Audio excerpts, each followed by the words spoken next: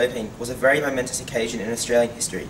In my opinion, it was the most significant event in Australia's history between the wars. The Sydney Harbour Bridge was opened on the 19th of March in the year 1932. It was opened in front of an incredible 750,000 people, and for those of you who are English teachers or aren't very good at maths, that is 750,000.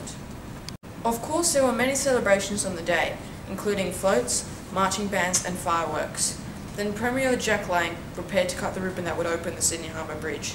But Francis de Groot came forward on a horse with a sword he had earned in World War I and cut the ribbon himself. As he did this, he declared, "In the name of the decent, respectable people of New South Wales." The following video shows how Francis de Groot managed to cut the ribbon. On the day of the bridge opening, de Groot, dressed in his World War I military uniform, snuck into the official procession. Then at the very last minute, he leapt past Lang, slashed the ceremonial ribbon and declared the bridge open in the name of the decent and respectable citizens of New South Wales.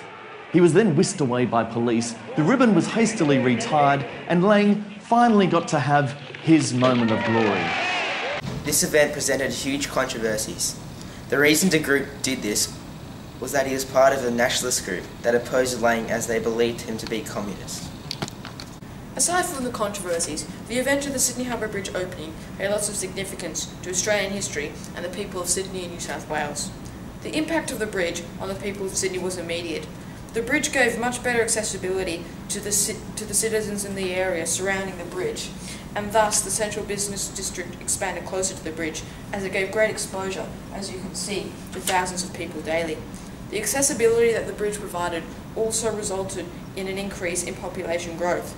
All these things contributed to a growth in the economy in Sydney, particularly in the 1960s and 70s.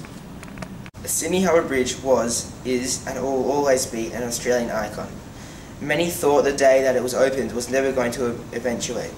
The construction of the bridge provided employment for around 1,400 men who otherwise would likely have been rendered without a job. During the building process, there was a strong possibility that the bridge would not be finished. Nevertheless, the construction continued on despite the economic hardships, and thus the events of March 19, 1932 are renowned throughout Australia and the world.